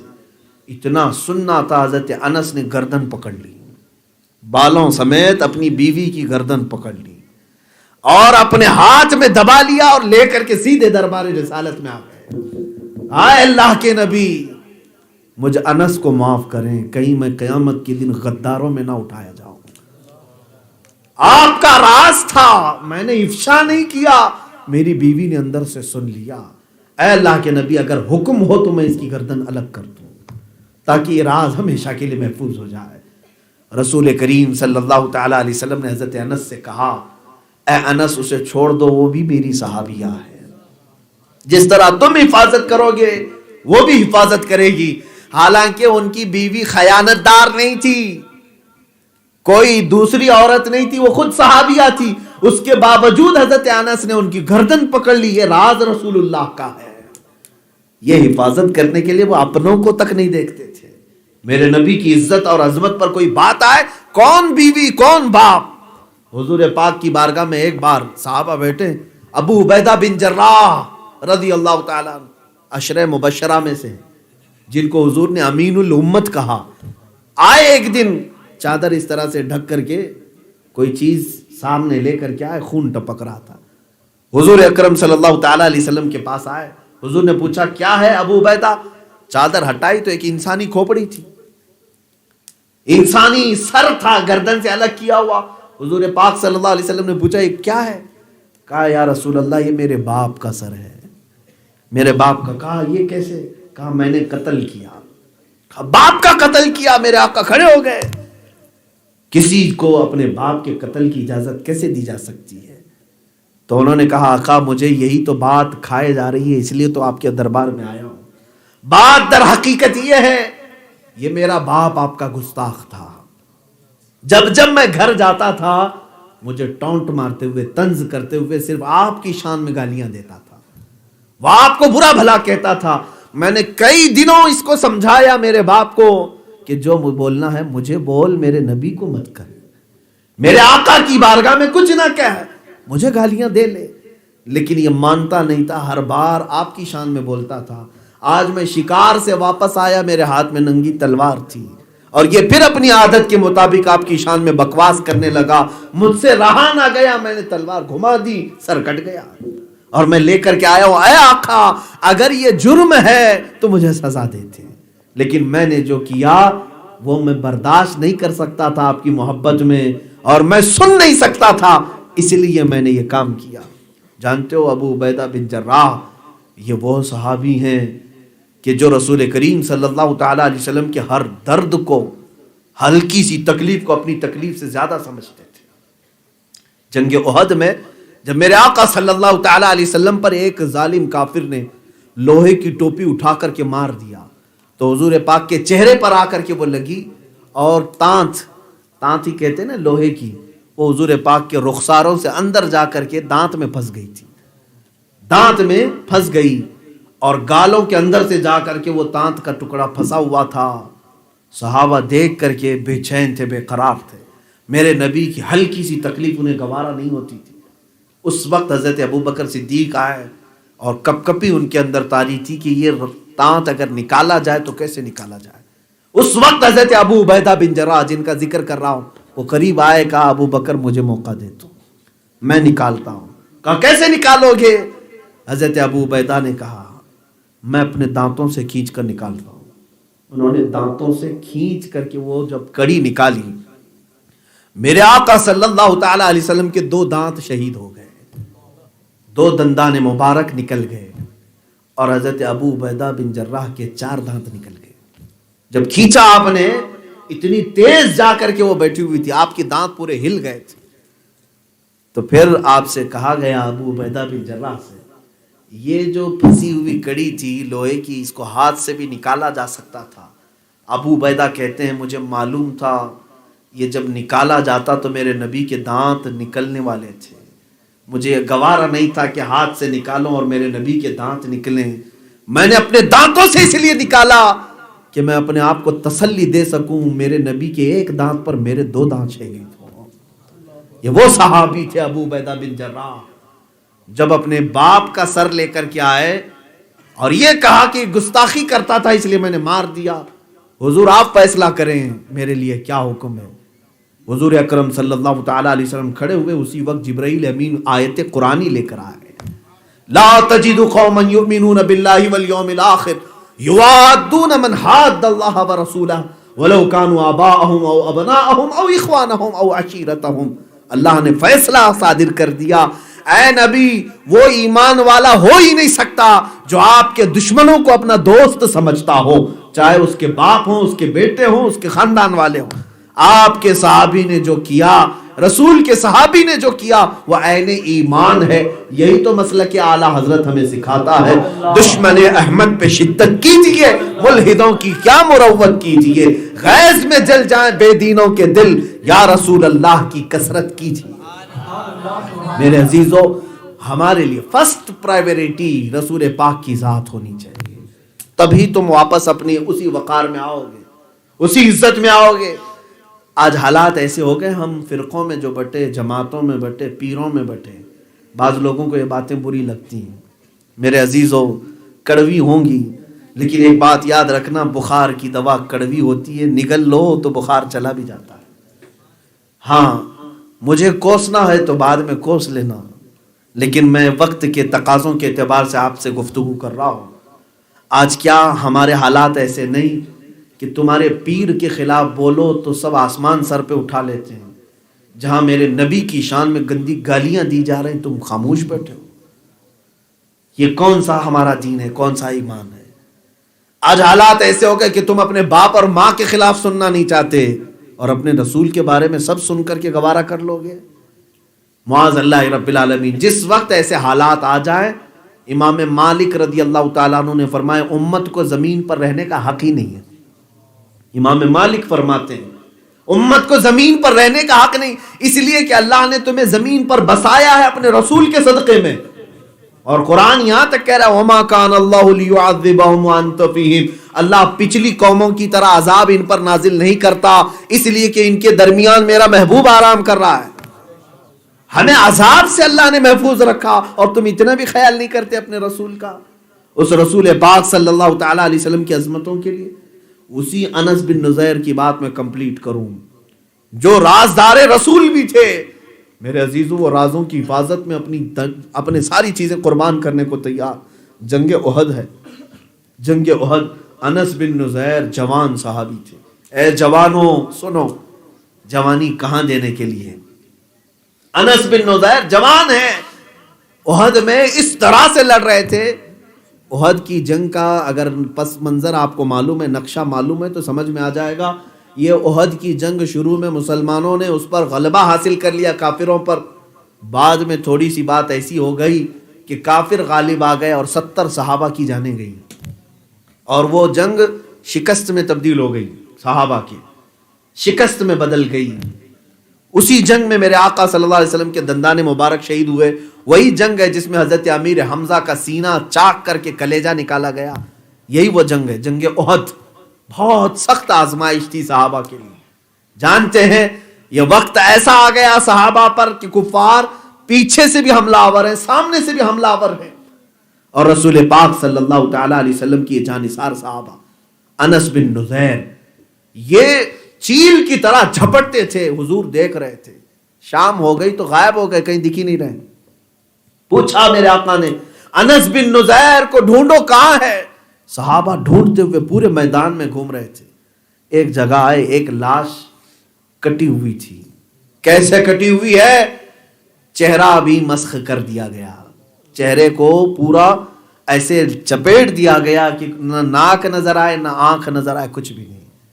اور پورا جسم یہاں تک کہ پیٹ پھاڑ کر آنتڑیاں باہر ہیں، ہاتھوں اور پیروں کا مسلا کیا گیا ہے، انگلیاں کاٹ کر کے الگ پھینکی گئی ہیں، کوئی جسم پورا دکھ نہیں رہا۔ اس طرح صحابہ کے ساتھ حالات ہوئے۔ رسول کریم صلی اللہ تعالی علیہ وسلم کا گزر وہاں سے ہوا، پوچھا انس بن نزیر کہاں ہے؟ کچھ لاشیں تو پہچان میں نہیں آ رہی تھی۔ حضرت انس بن نزیر کی بہن تھی، مدینے سے آئی، وہ آتے ہوئے میدان میں آئیں، ایک کٹی ہوئی انگلی پڑی تھی، اٹھایا، انگلی کا پور دیکھ کر کے کہا یہ میرے بھائی انس کی انگلی ہے، میں بچپن سے اس کو جانتی ہوں۔ جب نکاح گیا تو وہ پورا لاشا ٹکڑوں میں تھا، سب سمیٹا گیا۔ یہ وہی انس بن نزیر ہیں جنہوں نے اپنی بیوی کو بھی گردن سے پکڑ لیا تھا۔ اللہ کے نبی صلی اللہ تعالی علیہ وسلم کی آنکھوں سے آنسو آئے، اور قرآن کی آیت میرے آقا نے پڑھی، رجال صدقوا ما عاہدوا اللہ علیہ۔ قرآن کی آیت میں میرے آقا نے پڑھا، قرآن اللہ کہہ رہا ہے کہ کچھ ایسے لوگ ہیں جنہوں نے اللہ سے کیا ہوا وعدہ پورا کر دیا۔ میرے آقا فرماتے ہیں جن لوگوں کا ذکر اللہ قرآن میں کہہ رہا ہے وہ یہی انس بن نزیر ہے، یا اللہ سے کیے ہوئے وعدے کو پورا کرنے آئے ہیں دنیا میں، انہوں نے اپنی جان فدا کر دی۔ اے نوجوانوں، تمہارے پاس اللہ نے طاقت دی ہے، قوت دی ہے، کیا تم رات بھر گیم کھیلنے کے لیے پیدا کیے گئے؟ کیا تم انٹرنیٹ پر چیٹنگ کے لیے پیدا کیے گئے ہو؟ تمہارے رات کا ہر لمحہ سوال کیا جائے گا، اور آج کے حالات میں اگر تم بیدار نہیں ہوئے تو پھر کل قیامت کے دن تمہیں رسول پاک کے سامنے کھڑا ہونا ہے۔ کوئی چھٹکارا نہیں، نہ قبر میں چھٹکارا ہے، نہ حشر میں چھٹکارا ہے۔ تم قبر میں بھی جاؤ گے، کون انکار کرے گا اس سے کہ میرا لاشا قبر میں نہیں جائے گا؟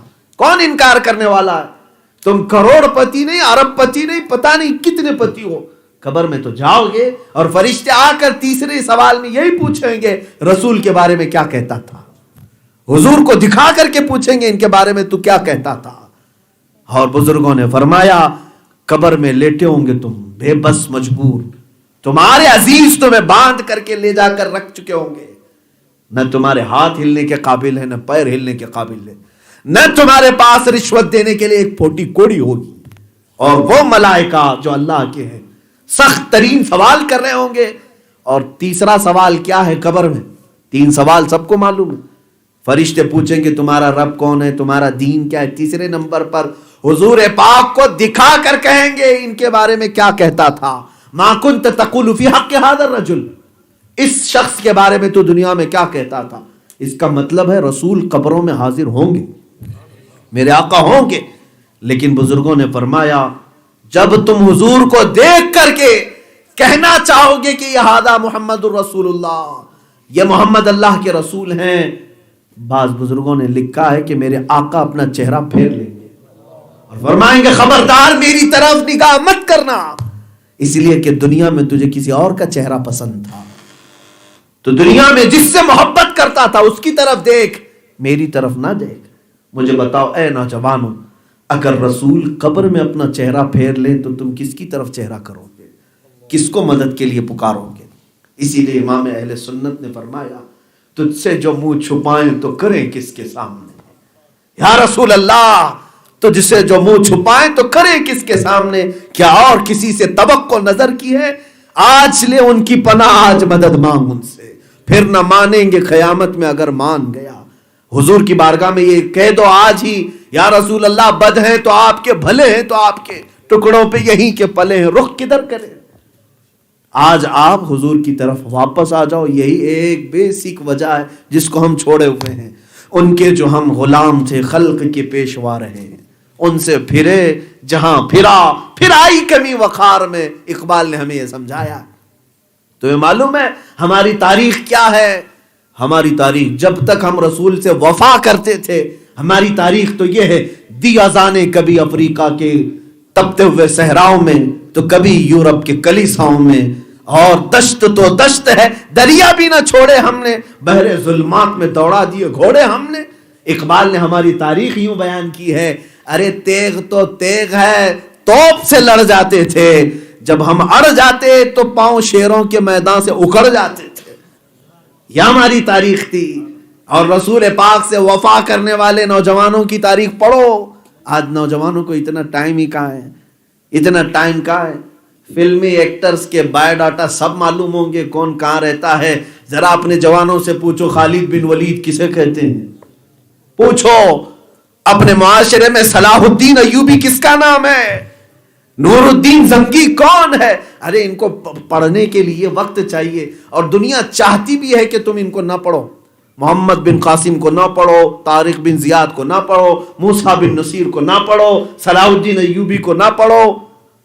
یہ دنیا چاہتی بھی ہے، یہ سب تم سے چھین لیا جائے گا، اس لیے کہ دنیا کو معلوم ہے اگر ان جوانوں کو آج کا جوان پڑھ لیا تو پھر پوری دنیا کی نیند حرام کر دے گا، پوری دنیا کی نیند حرام ہو جائے گی، کیونکہ ہم اپنی تاریخ سے منہ موڑ کر بیٹھے ہوئے ہیں۔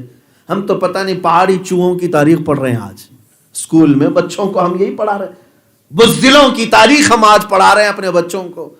ہم صلاح الدین ایوبی کو کہاں پڑھا رہے ہیں؟ وہ جوان تھا صلاح الدین ایوبی، 3000 کی فوج ہے، اور لوگوں نے آ کر کے کہا صلیبی آئے ہیں، کہا مقابلے کے لیے 1 لاکھ کی فوج لے کر آئے، 3000 کہاں 1 لاکھ کا مقابلہ ہوتا ہے؟ صلاح الدین ایوبی باہر آئے اور اپنے نوجوانوں سے کہا اے نوجوانوں، تم اپنی تعداد گن رہے ہو یا اللہ کی مدد گن رہے ہو؟ اپنے سپاہیوں کی تعداد گن رہے ہو یا اللہ کی مدد اور اس کی رحمت کو گن رہے ہو؟ تو نوجوانوں نے کہا تعداد تو گنی جا سکتی ہے، اس کی رحمت کہاں گنی جائے گی؟ کہا تو پھر چلو میدان میں، اگر تمہارا یقین ہے اللہ کی رحمت گنی نہیں جا سکتی تو پھر 1 لاکھ کیا 10 لاکھ کیا، ہمارا کیا بگاڑے گی؟ اس لیے کہ ہمارے رسول نے ہمیں یہ تعلیم دی ہے، لا تحزن ان اللہ معنا، نہ گھبرا اللہ ہمارے ساتھ ہے، گھبرا مت اللہ ہمارے ساتھ ہے۔ تاریخ میں رچرڈ نام سے ایک مورخ ہے، اس نے یہ لکھا ہے، ہماری تاریخ ہماری لکھی ہوئی کتاب نہیں بتا رہا ہوں، انگریز لکھا ہے۔ میں نے تاریخ میں پہلا وہ بطل جلیل نوجوان دیکھا جو 3000 کی فوج لے کر آیا، 1 لاکھ کی فوج کو تتر بتر کر کے ٹکڑوں میں بدل دیا، اور صلاح الدین ایوبی کے سر پر فتح کا صحرا آج تک سجا ہے۔ بیت المقدس کو آزاد کرانے والا جوان صلاح الدین ایوبی۔ میرے عزیز و تاریخ نہیں پڑھتے ہمارے نوجوان، ہمارے نوجوانوں کو فلمی ایکٹروں سے فرصت کہاں ملی ہے، اور یہ اپنا آئیڈیل پتہ نہیں کس کو بنا کر کے رکھے ہیں۔ تمہاری چال چلن، تمہارے لباس سب کس کے طریقے پر ہیں؟ ٹی وی میں جو دیکھ رہے ہو، سیریل میں جو دیکھ رہے ہو، آپ سوچتے ہو میں بھی اسی طرح سے بن جاؤں، میرے ہیئر کٹ، میرے لباس، میرے کپڑے، میرے ساری چیزیں فلاں ہیرو کی طرح ہو جائے۔ تمہارا ہیرو یہ فلموں میں دکھایا جانے والا نہیں، مسلمانوں کا بڑا ہیرو، ہمارا اپنا آئیڈیل خالد بن ولید ہو، طارق بن زیاد ہو، محمد بن قاسم ہو۔ محمد بن قاسم آپ کے اوپر تو فرض ہے، ہندوستانیوں پر محمد بن قاسم کو پڑھنا میں اپنی جانب سے سمجھتا ہوں اخلاقی فرض ہے تمہارا۔ کون ہے جانتے ہیں آپ؟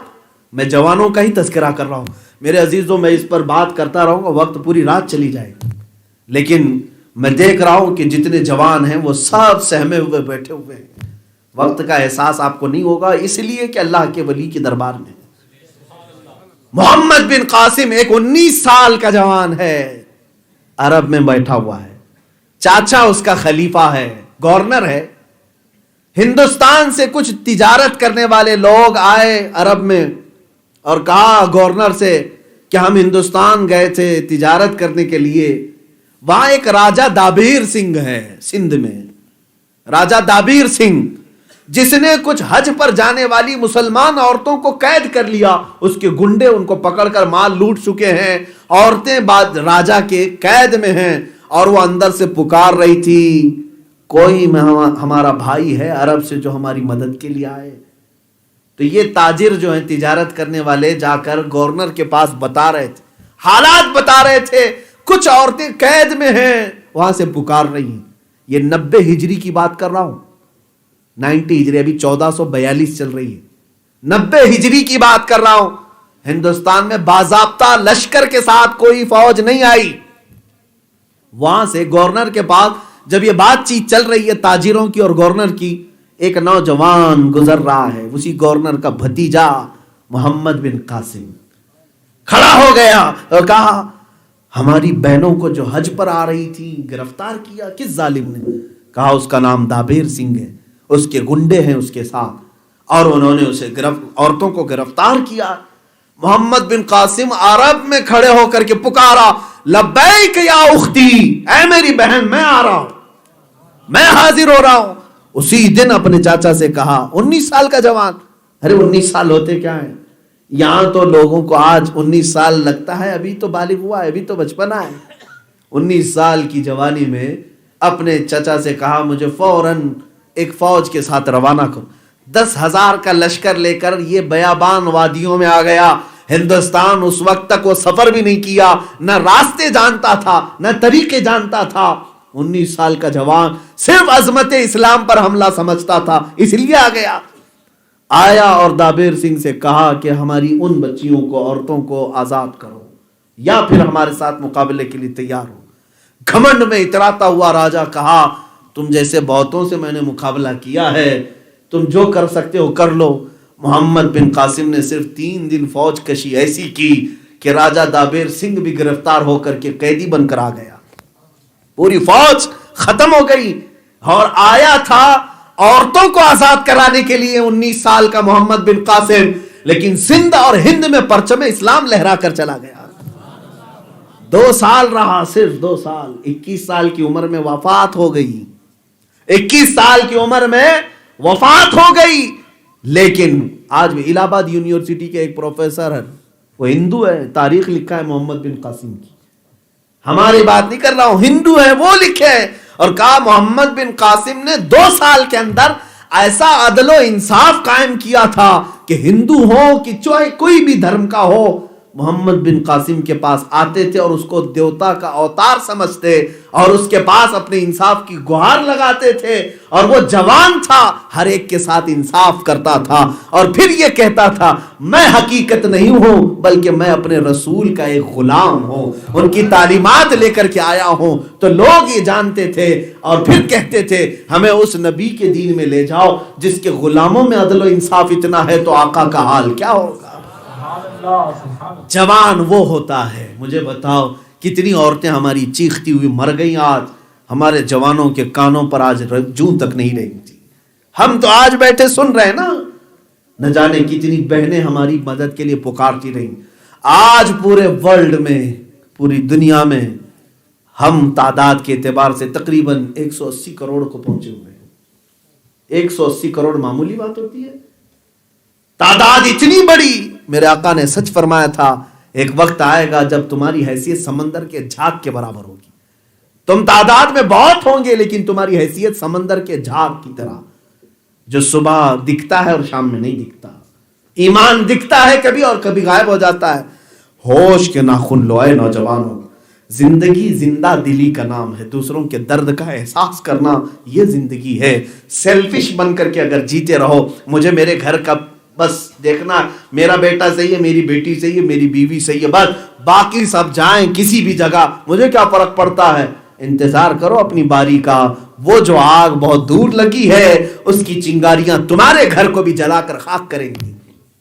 آج میں سمجھتا ہوں جس طرح سے ہمارے بچوں پر اور بچیوں پر ظلم کی ایک نئی داستان لکھی جا رہی، کشمیریوں کی حالت کتنی خطرناک ہے۔ آج وہاں کے کئی نوجوان بچے ہیں جو مجھے میسج بھی کرتے ہیں، حالات بھی بتاتے ہیں، ایسے ایسے حالات بھی آئے ان کے ساتھ کہ ان کے سامنے ان کی ماں اور بہنوں کے ساتھ عصمت دری کی گئی۔ نوجوان بچے، ایک لسٹ ابھی مجھے 4 دن پہلے ایک بچے نے بھیجا وہاں سے، تقریباً اس میں 18 یا 20 نوجوان ہیں جن کو بغیر کسی قصور کے گولیوں سے بھون دیا گیا، سڑکوں پر پکڑ کر ایسے ایسے بھونا ہے کہ سر پر بندوق چلی ہے تو بھیجا نکل کر باہر آیا۔ نوجوانوں کی تصویروں کے ساتھ مجھے بھیجا گیا، درد کرتا ہے دل۔ ہم کیا کریں، آج حالات ایسے۔ اس لیے میرے عزیزوں، میں جگانے کے لیے آیا ہوں۔ میری جتنی ذمہ داری ہے کہ مجھے اگر منبر ملا ہے تو میں یہ سمجھتا ہوں یہ صرف کمانے کے لیے نہیں ملا، رسول پاک کے غلاموں کو جگانے کے لیے۔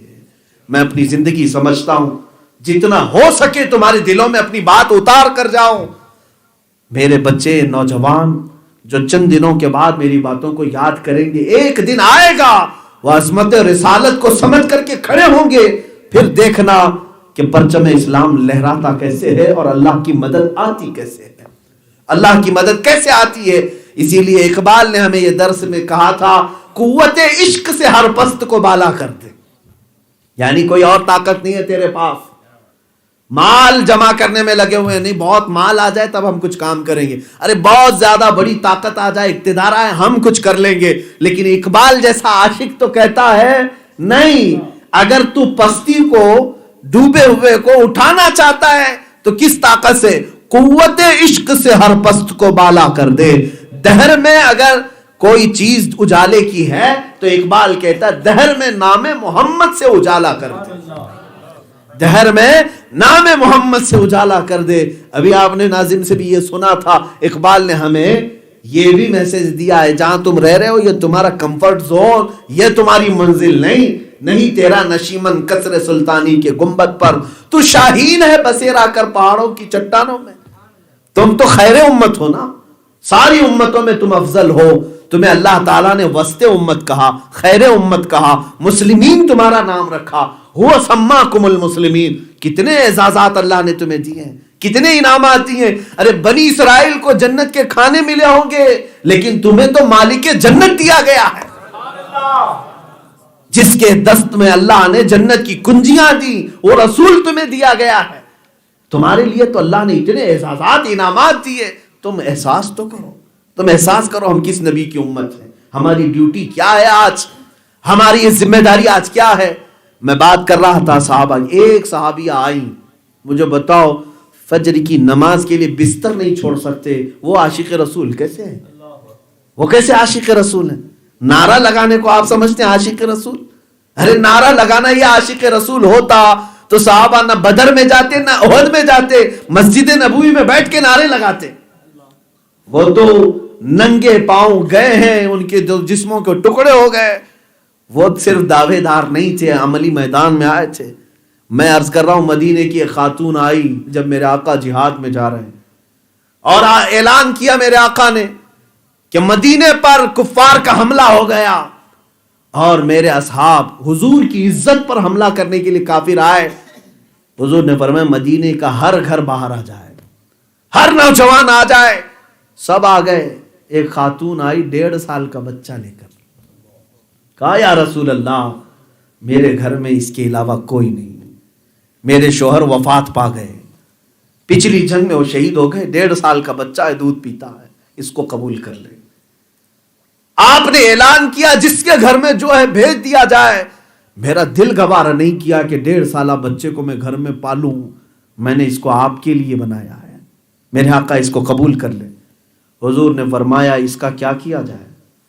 کان کھول کر کے سنو اے جوانو، وہ کون سی خاتون تھی، وہ کون سی ماں تھی؟ کیا اس کے دل میں، اس کے سینے میں دل نہیں تھا؟ حضور نے فرمایا اس کا کیا کیا جائے؟ خاتون کہتی ہیں آقا میں جانتی ہوں یہ چل نہیں سکتا، پھر نہیں سکتا، تیر نہیں چلا سکتا، تلوار نہیں چلا سکتا، لیکن یا رسول اللہ میرے بچے کو کسی مجاہد صحابی کے ہاتھ میں دے دیں، جب کافروں کی طرف سے تلوار اور تیر برسائے جائیں تو میرا بچہ ڈھال کے کام تو آ سکتا ہے، تیر برسائے جائیں تو میرے بچے کو ڈھال بنائے، تیر اس پر آ سکتے ہیں، آپ کے مجاہدین صحابہ کی حفاظت ہوگی۔ میرے آقا نے بچہ واپس کیا۔ مجمع میں واقعی آج میں سنتا ہوں اور پڑھتا ہوں تو میری آنکھیں بھیگ جاتی ہیں، اور اللہ نے انہیں وہ کون سا دل دیا تھا اپنے نبی کے لیے جو 1.5 سالہ بچہ بھی لے کر کے آ جاتی تھی۔ اے میرے عزیزو، ایمان جو ہے یہ صرف گھر میں روٹی گوشت پکا کر کھانے کا نام نہیں۔ ہم یہ سمجھتے ہیں کہ میلاد کے نام پر کھچڑے بنا دیے جائیں اور بریانی تقسیم کر دی جائے، محبت رسول ہے، کھا پی کر کے محبت رسول۔ وہ صحابہ 3 مہینے تک بھوکے رہ کر کے بھی ایسے دعوے نہیں کرتے تھے جیسے آج کے لوگ دعوے کر رہے ہیں۔ جنگ خندق میں 10,000 کا لشکر سامنے ہے اور صحابہ یہاں خندق کھود رہے ہیں، اور 1 مہینے تک سردیاں بھی ایسی آئیں، صحابہ نے پیٹ پر پتھر باندھے ہوئے تھے بھوک کی شدت کی وجہ سے۔ حضور اکرم صلی اللہ علیہ وسلم نے خود اپنے پیٹ پر بھی باندھا، لیکن سامنے جو کافر تھے روٹیاں پکا رہے تھے، سالن پکا رہے، گوشت پکا رہے، بھون رہے ہیں، ان کے کھانے کی خوشبوئیں ادھر بھی آتی تھی.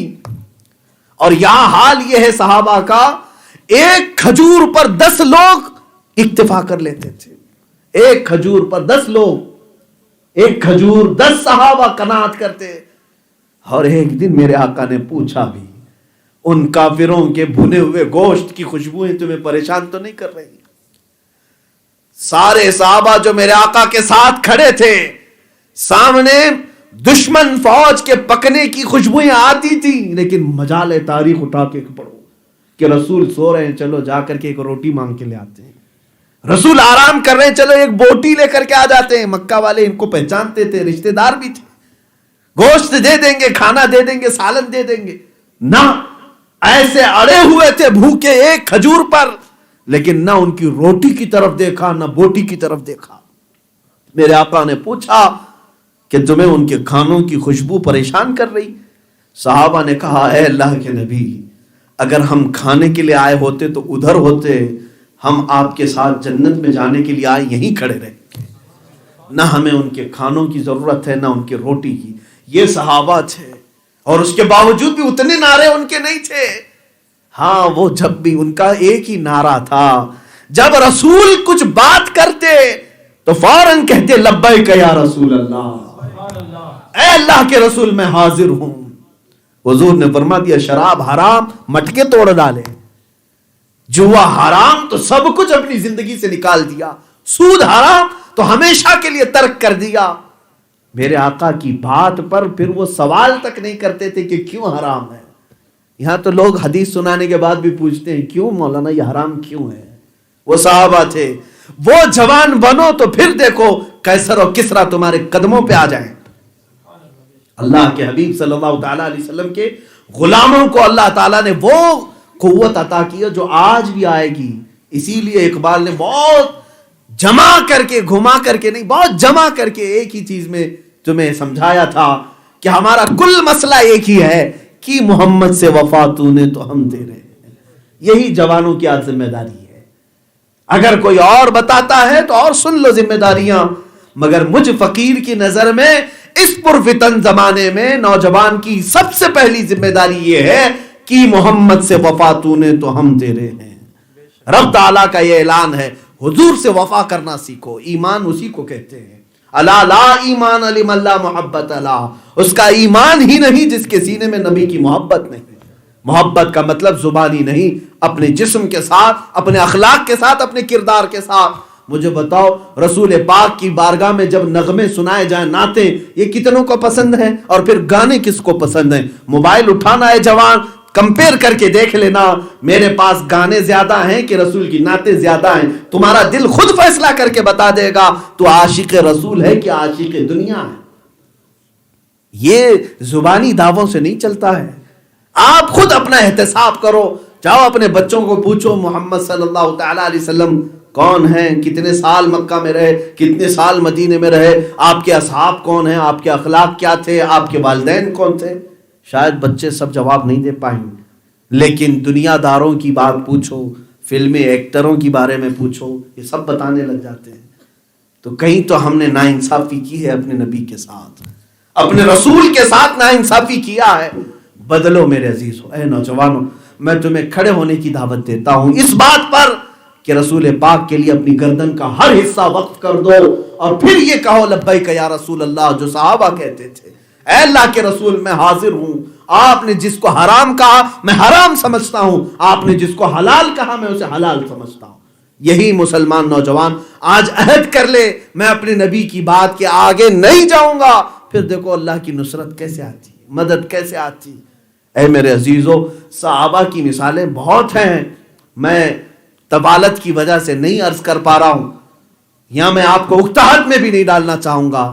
آخر میں صرف اتنی بات بتا دوں، تم کرسیوں کے چکر میں ہو، اقتدار ملے گا کہ نہیں ملے گا. سن لو، حضرت عمر فاروق رضی اللہ تعالیٰ عنہ کے زمانے میں قیصر و کسریٰ فتح ہوئے ہیں. قیصر و کسریٰ کیا ہے؟ روم کی حکومت اس وقت سپر پاور کہلاتی تھی، ملک روم. اور ایران کے بادشاہ کو کسریٰ کہا جاتا تھا. یہ دو سپر پاور تھی، شاید اس زمانے کے امریکہ اور رشیا ہو، بلکہ ان سے بھی بڑے ہوں. حضرت عمر فاروق کے زمانے میں صحابہ کی جماعتوں نے ایران بھی فتح کیا، روم بھی فتح کیا. ارے اقبال نے تو یہی کہا ہے، تھمتا نہ تھا کسی سے سیل رواں ہمارا. کوئی بات تو ہے کہ مٹتی نہیں ہستی ہماری، صدیوں رہا ہے دشمن دور زماں ہمارا. یہ ہماری تاریخ اقبال نے بیان کی. خیر، کسرا کا محل بھی فتح ہو گیا، کسرا بادشاہ بھی قتل ہو گیا.